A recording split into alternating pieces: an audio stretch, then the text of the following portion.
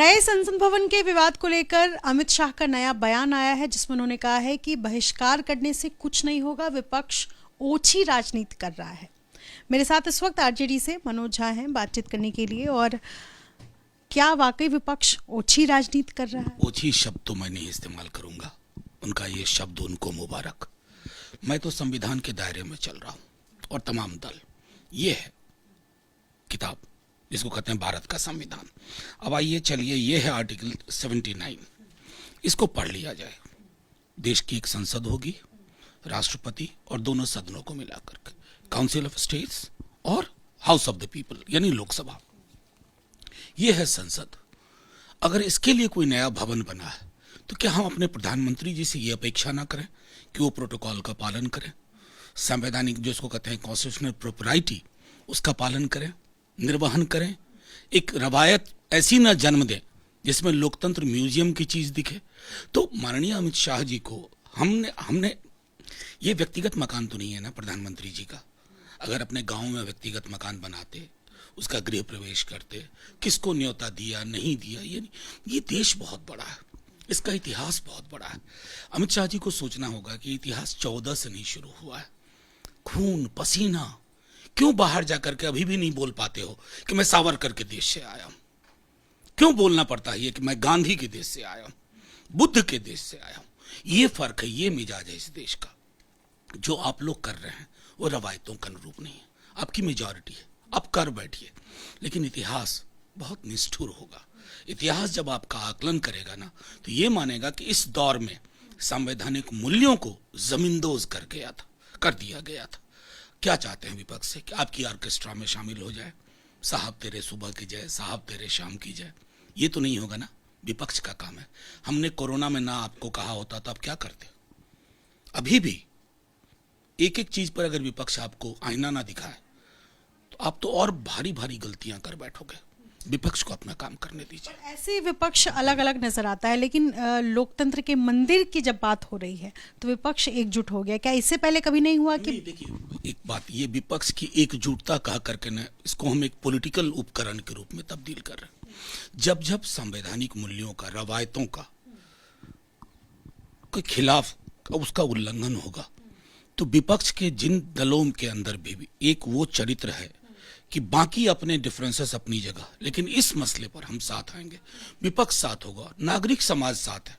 आप ये देखिए ना, जो लोग भी सर्वे कर रहे हैं उनको भी ये बताया जा रहा है कि कायदे से तो माननीय महामहिम को ही आना चाहिए था उद्घाटन के लिए। हम वही बात कह रहे हैं, लेकिन प्रधानमंत्री जी अपनी हठधर्मिता में कहाँ सुनते हैं हम लोगों को। जिस दिन वो विपक्ष को सुनना शुरू करेंगे, नागरिक समाज को सुनना शुरू करेंगे, फिर वो किसान कानून टाइप हालात नहीं बनेंगे। प्रधानमंत्री जी को हमेशा ये याद रखना होगा कि आप इस देश के प्रधानमंत्री हैं, जिन्होंने वोट नहीं किया उनके भी प्रधानमंत्री हैं, लेकिन अंततः आपको इसके दायरे में काम करना होगा। इसके दायरे का उल्लंघन अगर प्रधानमंत्री जी आप करते हैं तो ये उचित नहीं है। पर सवाल ये है कि जब नया संसद भवन बनेगा तो तमाम जो विपक्षी पार्टियों के सांसद इस बात का विरोध कर रहे हैं, क्या वो संसद भवन जाएंगे? नए संसद बहुत ही छिछले किस्म का तर्क है, बहुत सुपरफिशियल है। मैं देख रहा था कि एक सज्जन इसको 2 दिन से ट्विटर पे चला रहे हैं। हिस्सा ना बनना एक ऐसी इवेंट का जिसके प्रोटोकॉल में हम कुछ और डिमांड करते थे, जिसकी परंपराओं में, और कालांतर में संसद ना जाना, ये दोनों अलग चीजें हैं। क्या संदेश देंगे? नहीं, जो लोग भी ये कह रहे हैं ना, वो ये चाहते हैं ना कि मोदी जी जब सत्ता में आए तो उन्होंने कहा कि कांग्रेस मुक्त भारत। दुनिया के किसी देश में मैंने विपक्ष की पार्टी मुक्त नहीं देखा। प्रधानमंत्री जी कर्नाटका में विपक्ष के लोगों को देशद्रोही, उनके साथी आतंकवादी बताते हैं। ये लोकतंत्र की जुबान है। हम सीधी सी बात कहते हैं कि जब संसद में हम बैठेंगे, जाहिर है हम बैठेंगे, ये आपने चुना नहीं है, इस देश की आवाम ने चुना है, सत्ता को भी और विपक्ष को भी। कल को आप विपक्ष में बैठेंगे तो ये जो सत्ता पक्ष और विपक्ष है, इसको मिला के संसद बनती है। तो हम जाहिर तौर पर ये तो पूछेंगे ही कि प्रधानमंत्री जी, इतनी भी क्या जिद कि संवैधानिक मूल्यों का तिरस्कार कर दिया आपने सिर्फ एक फोटो अपॉर्चुनिटी के लिए? सांसदों को आवाम ने चुना है, जनता ने चुना है। अब उसी बात को लेकर कह रहे हैं गृह मंत्री अमित शाह कि भारत के लोग देख रहे हैं जो आप राजनीति कर रहे हैं, 300 से ज्यादा सीटें आएंगी इस चुनाव में। क्या जवाब? अब पहले से फिक्स कर लिया है नंबर, अमित शाह जी, मैं उनकी काबिलियत पर तो कभी डाउट नहीं करता हूं। वो बिहार में गए थे, उन्होंने कहा था कि 180 सीटें आएंगी, कितनी आई पता है 15 में, 20 में तो वो गए ही नहीं। पता नहीं क्या कारण था कि 20 के चुनाव में गए ही नहीं।